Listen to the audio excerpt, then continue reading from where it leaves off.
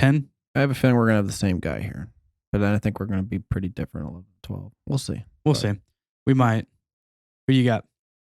Number 10, I got Sir Ezekiel Elliott. It's not who I... No, it's who. That's exactly who I have. Yep. He's definitely dropping. I think a lot of people have him over Joe Mixon, who we disagree with. I think some people have him over Nick Chubb, who we disagree with. Aaron Jones. He's usually going the mid to late first. We have him going back into first. Yeah. I think the real question we'll probably get into when we're mock drafting is, when do you start taking the first wide receivers? And I definitely think I'd prefer. That one's going to be tough, but... Yeah, I mean, the thing with Zeke is, I mean, look, guys, it's Zeke. He is a good running back. It was 2 different seasons last year, though. Yeah, and let's keep in mind that, yes, when Dak got hurt, that took a huge blow. That offensive line got hurt off and on all season. I mean, it looked atrocious at times. He still finished top 10. Yeah, he was still an RB1. So he was still an RB1 last year, even with all of those issues. I think for me right now is it's just another year. This is his going been in the league a long This is sixth time. season, I think. Yeah, he's only 25, but he's been in the league a long time. He's seen a lot of volume in his day. It's just all that value. I don't think there's a running back right now that's in his 6th season that's had as... I mean, Derrick Henry maybe, but Derrick Henry didn't even really get started for a couple seasons. Derrick Henry's only been in the league for 5 years. Anybody's only been seeing volume like this really the past 2 years. Well, Zeke's been in the league for 5 years. That's what I'm saying. Yeah, but Zeke's been seeing the same volume every single since his year. rookie Derrick year. Henry's only been seeing this type of volume like the past 2 years. Yeah, 2 or 3 years, right. So, I mean, there's just wear and tear on that body. And he looked like he was getting slow last year. By the end of the season, Tony Pollard looked more elite. He looks more explosive, but he's not the between the tackles kind of a guy. Right. So we'll start talking about Zeke when Dak was there last year, weeks 1 through 5. Yep. In that time span, he was good. He was the RB3. He was very, very good. 19.9 points per game. In those 5 games, he saw 113 total touches. That's 22.6 touches per game. That's a lot. Mm-hmm. He saw 6 touchdowns in those 5 games, 107 yards per game, 6.4 targets per game, which seems high. Yeah, that's not normal for him. And 4.8 receptions per game. Mm-hmm. He's seen years where he saw high, he saw 95 target season. Last year, 71, same as the year before. And honestly, I think that goes down a little bit more. I think Pollard can come in there. I think it's tough. Zeke's tough because, it is tail 2 seasons, and by the end of the season, he looked washed at times. Yeah, he just looked defeated. I don't know if it's just because that team was just awful and he just was not interested. I don't know what it was. Yep. He just looked defeated. And even with Dak in there, he didn't crack 100 rushing yards in any of those games. Mm-hmm. Well, it's because they kept having to throw the ball. Yep. I mean, in one of those games, he saw 11 targets. He saw 8 targets in those games with Dak. Mm-hmm. That's not coming back. I don't think so. So I'm not saying stay away from him. No, at the right price, I would like Zeke. I'm just not overpaying for him. Yeah. Well, I think right now he's going at the 110 mark. I don't think top 5's a possibility for Zeke. I don't think so either this year. I mean, if it is, it's a small chance. And that small chance is really banking on that defense being better. I think if he could, it would have to be insanely high touchdown totals. Yep. Like you're looking at 15. I don't see that happening, not, with the wide receiver. No, he hasn't had 15 touchdowns in a year since his rookie season. Yeah, not happening. I mean, 15 is a lot of that is a lot of touchdowns, but his efficiency is going down. I think the passing work goes down. It doesn't look up for Zeke. And I think the only other concern with Zeke is, do you sell him now in Dynasty? Because I think he's going to be good this year. I think he's going to be a good running back this year. Yeah, but for how long? Exactly. Yeah. I think if you can sell Zeke now, I think you do it. No, it's not age-wise. Usually running backs, it's like that 27 to 30. age, but he has been in the league for 5 years. He's on a second contract. And like we brought up, he's seen a ton of volume in his career.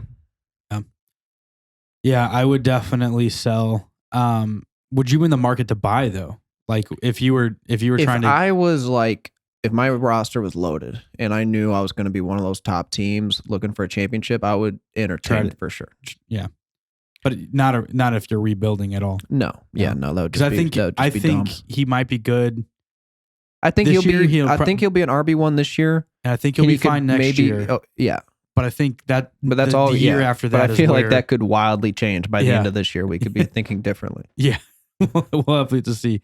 But I think he's only going to be good this year, next year, and then he's probably done. So Dynasty, if you're looking for something more long term, you might want to talk about one of the next couple guys we're talking about. But you got anything else you want to add about Zeke? No. All right, let's jump into 11. What do you got at 11? I want to hear yours. Okay, fine. I got Gibson, Antonio Gibson. Same. Okay. Yeah. I'm There we go. surprised there. I'm not, to be honest, but I freaking love this dude. Yeah, You same. were a massive fan before I was, so I'll give you credit there. You were talking about him very highly in our rookie rankings. It kind of last crept up season. late, but it was after. Yeah, it was after the rookie draft, before the start of the season. I started liking him more and more and more. I saw it. Yeah. I think the one thing that blows my mind is if you really pay attention, and this is something that, like, keep in mind too, because you brought up Jonathan Taylor. But I think if I'm not mistaken, Gibson's the only running back that had double-digit touchdowns, rookie running back last year. I believe that because a lot of the So- other ones didn't have a lot of work. Yep. CEH underperformed in that Yeah. department. So you take his, you make 2020 last year, his 16-game pace, 235 touches, which isn't like, it's not going to set the world on fire. That's a good amount though. 1,190 total yards, 12.5 touchdowns. That's a good mark. The 50 targets, 41 receptions.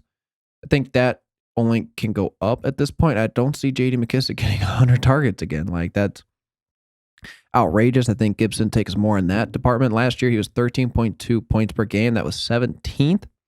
But if you take weeks 2 through 12, week 1, he didn't really play, rookie coming into the league. Mm-hmm. After week 12, he was dealing with injuries, trying to come back. So that weeks 2 through 12, he was the RB5 last year. Mm-hmm.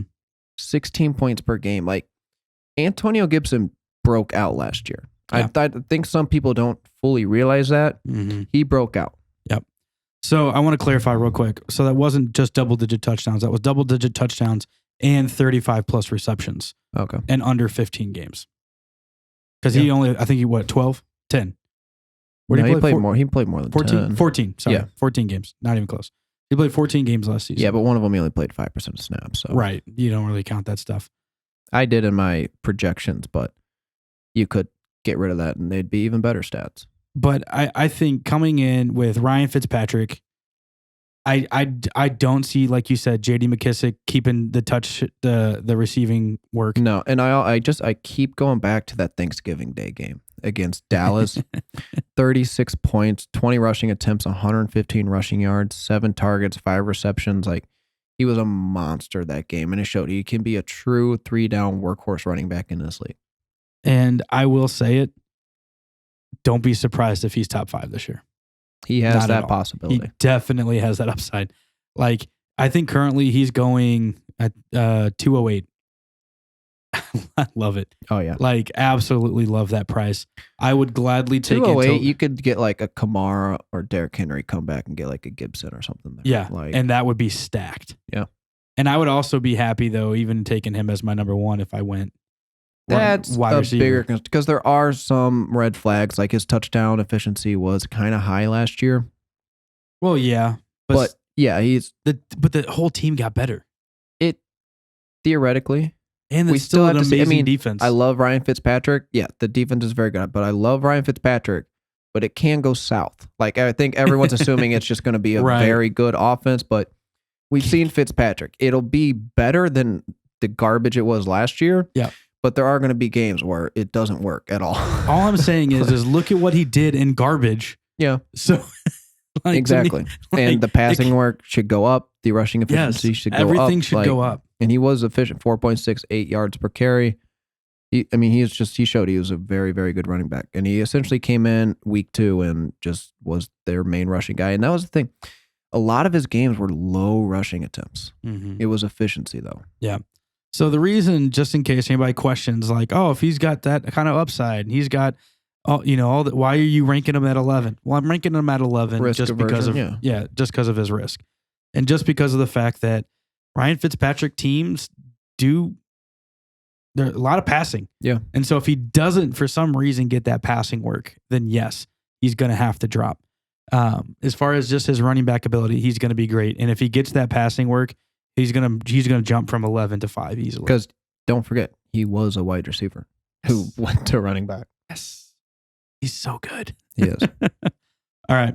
Honestly, he might be my next jersey I get. I was thinking about this before we started. We need a running back jersey. Yeah, we got a lot of quarterbacks and a lot of wide receivers. I mean, I already have a Terry jersey, so I might not want to double up on Washington, but let's do it.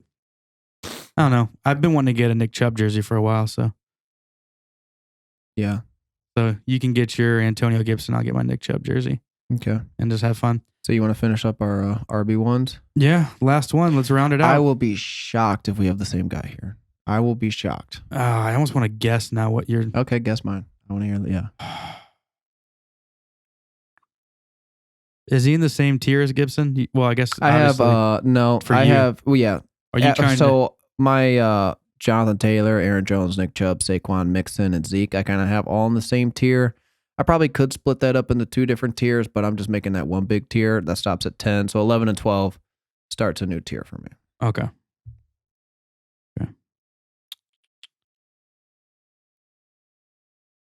You got Chris Carson? Nope. I got nothing. Okay, let me hear yours. I got Austin Eckler. Okay, I do not. Well, obviously. Let's talk about Austin Eckler. Okay. You're going to... Dude, what did you put, like, DeAndre Swift up there or something crazy? Nope. David Montgomery, right? Nope.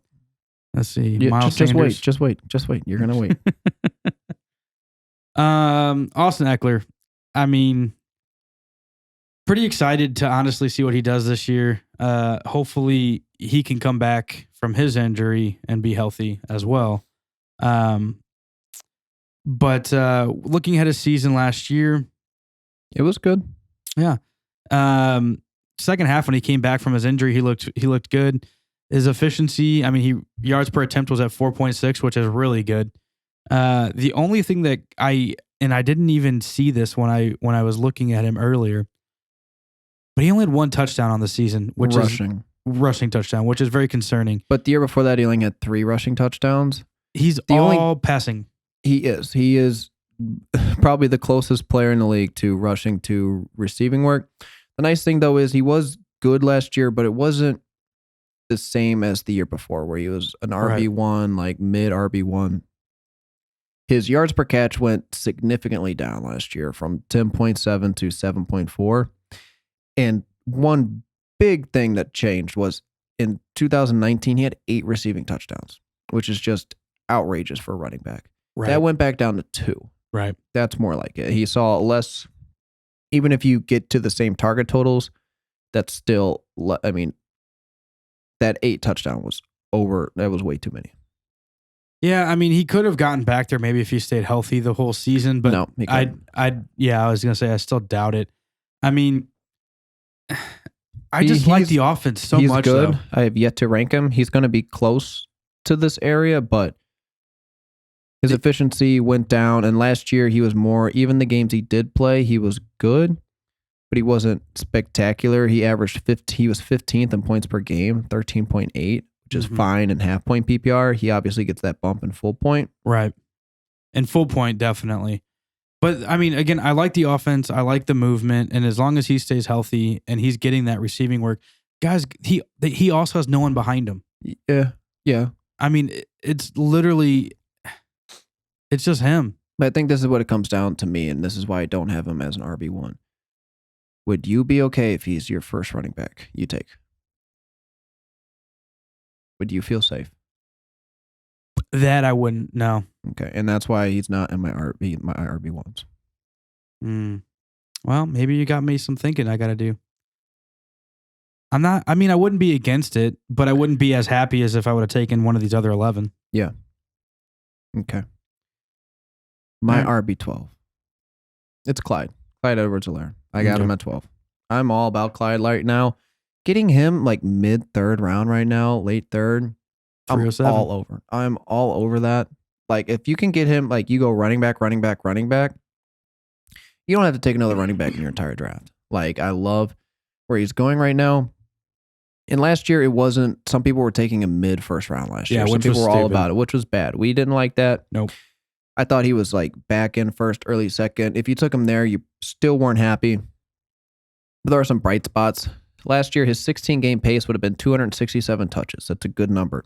1,353 total yards. That's okay. Could be higher, could be more efficient. The one problem, though, was the 6 touchdowns. Even on a 16-game pace, he would only projected for 6 touchdowns.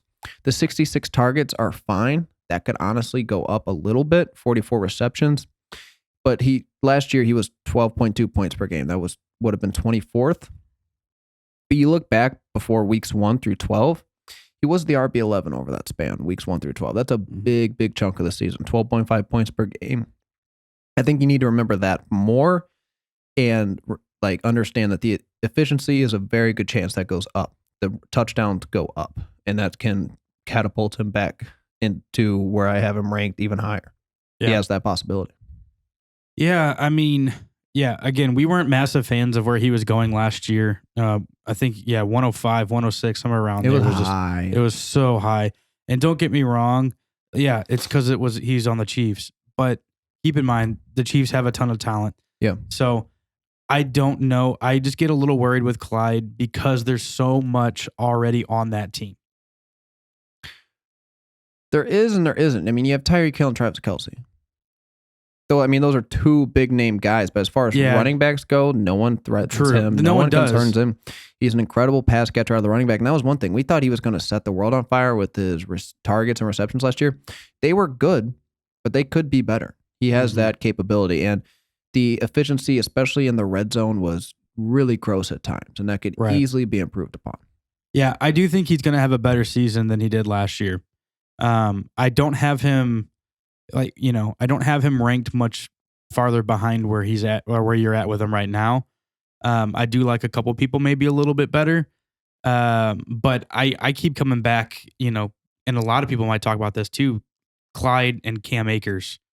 Because Cam Akers he was coming in consideration here for me. Yeah, Cam Akers too, and we'll talk about him next week, but it's definitely going to be kind of one of those discussions coming into this season. And I'm not against Clyde there. Thank you for watching the Fantasy Monsters on YouTube. If you liked today's episode, hit the like button, subscribe to the channel below. We also have a merch store we want you to check out with all new gear that we've got available. That'll be in the description. Also, if you want to see any past videos, you can check that out as well. Thank you so much for watching the Fantasy Monsters. We'll catch you next time. Have a good one.